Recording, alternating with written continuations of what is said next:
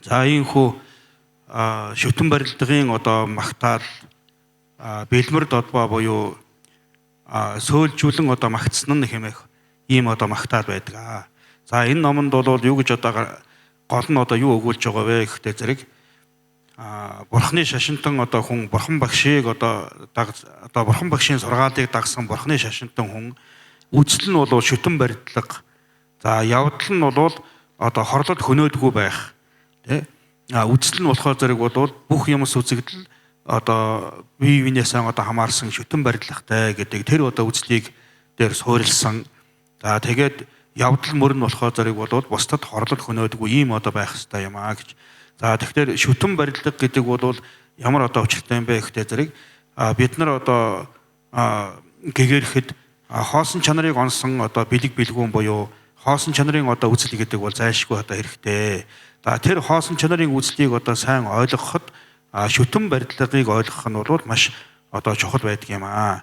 За тийм учраас энэ номонд юу гэж одоо айлдсан бэ гэхдээ зэрэг шүтэн одоо барилдах гэдгийн шүтэн хэмээснээр хоосон чанарыг одоо үл орхисон. За барилдан гарах үе хэмээснээр бол нэр томьёолыг үл алдагдуулсан гэсэн ийм одоо үг гардаг юм аа. За тэгэхээр зэрэг шүтэн гэдгээр бол бүх юмс үзэгдэл одоо хоосон чанартай гэдэг тэр хоосон чанарын үзлийг бол илэрхийлж байгаа юм аа. Шүтэн барилдах гэдгийн шүтэн гэдэг үгээрээ барилдах буюу барилдан гарах гэдэг одоо үгээрээ болохоор зэрэг бүх юмс үзэгдэл бол одоо нэрийн төдийд томьёолын төдийд бол ямар ч одоо алдаагүй зөрүүгүй ийм одоо байдаг юм аа гэдгийг одоо илэрхийлж байгаа юм аа. За тэр нь одоо юу гэхдээ зэрэг ямар бүх юм одоо хоосон чанартай гэж одоо ойлгосон ч гэсэн тэр одоо ойлголт нь ертөнцийн одоо нэр томьёолд бол одоо үл одоо харшилсан түүнтэй одоо үл одоо яг таарсан ийм одоо байх хэрэгтэй гэж ингэж үздэг. За үүгээрэн бол хоёр үннийг бас илэрхийлж байгаа юм аа. Шүтэн гэдэг буюу одоо тэр хоосон чанартай гэдгээрээ үнэмлэхэн үннийг барилдан гарна гэдгээрээ болохоор зэрэг одоо янгох үннийг одоо илэрхийлж байгаа. Хоёр үнний одоо тийм агуулгыг бас дотроо одоо агуулсан ийм үг гэж ингэж үздэг.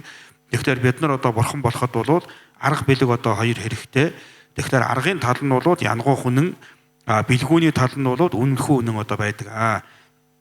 За тиймээс бол шүтэн хэмээснээр хоосон чанарыг үл орхисон барилдан гарах үе хэмээснээр ертөнцийн одоо нэр томьёонд одоо үл харчилсан гэдэг одоо энэ хоёр одоо үгээр юм болоод одоо бүх юмс үзэгдэл одоо хоосон чанартай.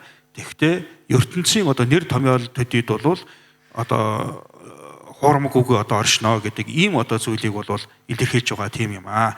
За тиймээс бид нар энэхүү одоо хоосон чанар ялангуяа энэ шүтэн барилга гэдгийг бол сайтар одоо магдалж аль чадах чинээгээр одоо ойлгохыг одоо хичээх хэрэгтэй. За тэгээд өнөөдөр бол энэ ганжуурын одоо их эрдний лүнг бид нар одоо уншиж одоо үргэлжлүүлэн одоо уншсаар байна. За тэгээд энэхүү номны одоо лүнг одоо хүртэх энэ хүртнэ гэдэг бол маш их одоо том буян юм. За тэгээд энэ одоо буйныг улам сайн одоо болгоход бол юу одоо нөлөөлөх ёстой вэ гэхдээ зэрэг бидний одоо сэтэл буюу ямар сэтгэлээр үүнийг одоо сонсож байгаа вэ гэдэг бол хамгийн одоо чухал байдаг ийм одоо юм аа. За тиймээс бол одоо энэхүү номыг одоо сонсохдоо өөрийнхөө одоо гүнлэн буюу сэтлийг одоо маш одоо сайн одоо болгож сайнхан сэтлэр бол сонсох ёстой. За тийм учраас бол их болсон хамаг амьтны тусын тулд би төгс гэгэрсэн бурхны хутгийг маш их түргэн олъё. Тэхийн тулд энэхүү одоо дээдийн номыг одоо сонсё гэж ингэж одоо бодох ёстой юм аа.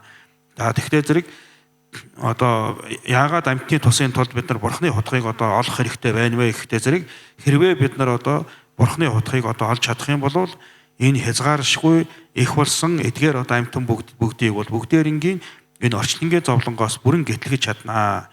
Тэдгээрт бол аль одоо туслах одоо ямар хэмжээгээр туслах байна тэр бүгдээр нь бол тус болж чаднаа. За тийм учраас амьтны тусыг одоо бүтээхийн тулд энэхүү одоо бурхны хутгийг одоо олё гэж ингэж одоо бодсон ийм одоо бодийн сэтгэлээр бол өөрийнхөө сэтгэлийг засварлан энэхүү одоо дээдийн номыг одоо сонсох хэрэгтэй юм аа.